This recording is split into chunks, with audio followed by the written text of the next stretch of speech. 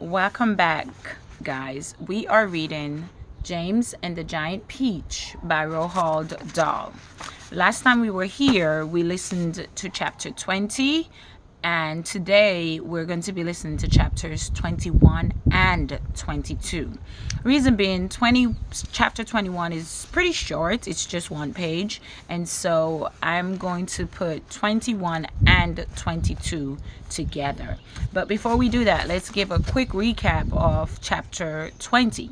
So in chapter 20, we were hearing that James had a plan to lift the peach out of the water. He was going to use string tied around the seagull's neck and allow the seagulls to lift them out of the water. Now, in order to get the seagulls to come down so he can tie the string around their necks, he was going to use his friend the earthworm as bait.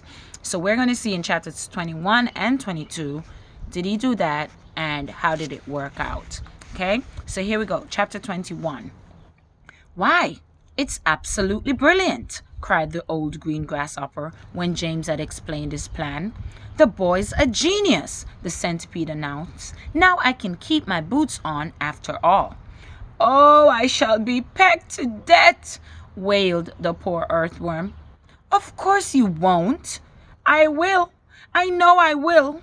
And I won't even be able to see them coming at me because I have no eyes. James went over and put an arm gently around the earthworm's shoulder. I won't let them touch you, he said. I promise I won't. But we've got to hurry. Look down there. There were more sharks than ever now around the peach. The water was boiling with them. There must have been 90 or 100 at least, and to the travelers up on top, it certainly seemed as though the peach was sinking lower and lower into the water. Action stations, James shouted. Jump to it. There's not a moment to lose. He was the captain now, and everyone knew it. They would do whatever he told them. All hands below deck, except Earthworm, he ordered. Yes, yes, they said eagerly as they scuttled into the tunnel entrance. Come on, let's hurry. And you, Centipede, James shouted. Hop downstairs and get that silkworm to work at once. Tell her to spin as she's never spun before. Our lives depend on it. And the same applies to you, Miss Spider. Hurry down and start spinning. Chapter 22. In a few minutes, everything was ready. It was very quiet now on top of the peach. There was nobody in sight. Nobody except the earthworm. One half of the earthworm, looking like a thick, great, juicy pink sausage, lay innocently in the sun for all the seagulls to see. The other half of him was dangling down the tunnel.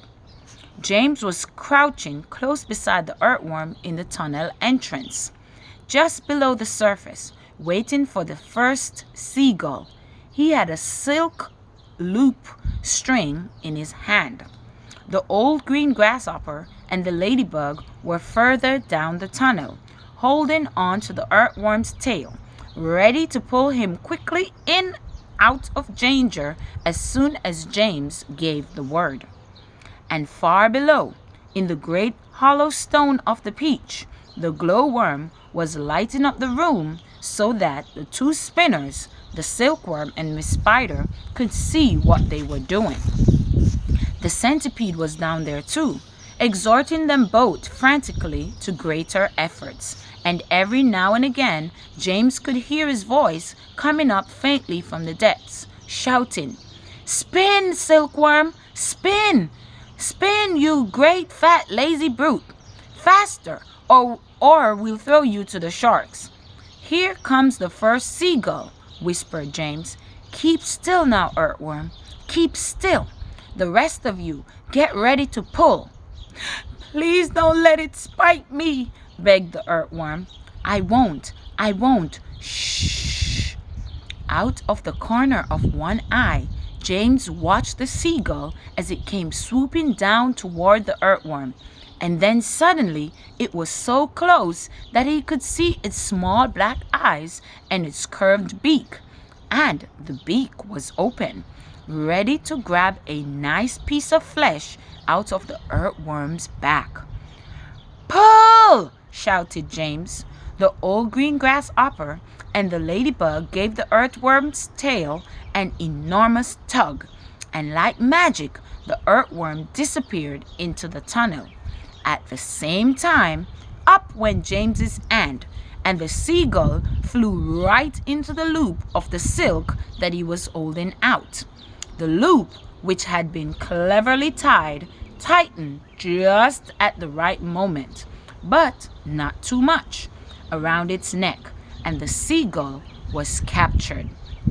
"Hooray!" shouted the old green grasshopper, peering out of the tunnel.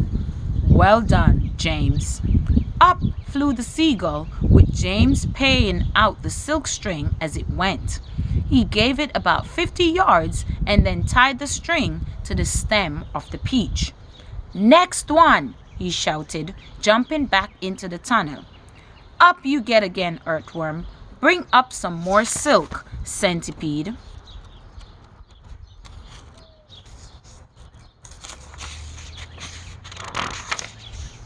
"Oh, I don't like this at all," wailed the earthworm. "It only missed me. Just. I even felt the wind on my back as it went swishing past." "Shh," whispered James. "Keep still. Here comes another one." So they did it again, and again, and again, and again. And the seagulls kept coming, and James caught them one after the other and tethered them to the peach stem. 100 seagulls, he shouted, wiping the sweat from his face. "Keep going," they cried. "Keep going, James." 200 seagulls. 300 seagulls. 400 seagulls. The sharks, as though sensing that they were in danger of losing their prey, were hurling themselves at the peach more furiously than ever, and the peach was sinking lower and lower still in the water. 500 seagulls, shouted James. "Silkworm says she's running out of silk," yelled the centipede from below. "She says she can't keep it up much longer, nor can Miss Spider." "Tell them they've got to," James answered. "They can't stop now." "We're lifting," somebody shouted. "No, we're not. I felt it. Put on another seagull, quick." "Quiet, everybody, quiet. Here's one coming now." This was the 501st seagull, and the moment that James caught it and tethered it to the stem with all the others, the whole enormous peach suddenly started rising up slowly out of the water. "Look out! Here we go! Hold on, boys!" But then it stopped, and there it hung. It hovered and swayed, but it went no higher. The bottom of it was just touching the water. It was like a delicately balanced scale that needed only the tiniest push to tip it one way or the other. "One more will do it," shouted the old green grasshopper, looking out the tunnel. "We're almost there." And now came the big moment. Quickly, the 502nd seagull was caught and harnessed to the peach stem. And then, suddenly, but slowly, majestically, like some fabulous golden balloon, with all the seagulls straining at the strings above, the giant peach rose up, dripping out of the water, and began climbing towards the heavens. There ends chapter 22, guys. So we have listened to chapter 21 when James made the plan, and chapter 22 when he carried out the plan. So his plan worked. The seagulls lifted the peach. Now To see if you were listening, how many seagulls did it take to lift the peach out of the water? Put your comments in the comment box below. How many seagulls did it take to lift the peach out of the water? Join me again in the next video for chapter 23, and we will find out what will happen next in this great big adventure of James and the Giant Peach.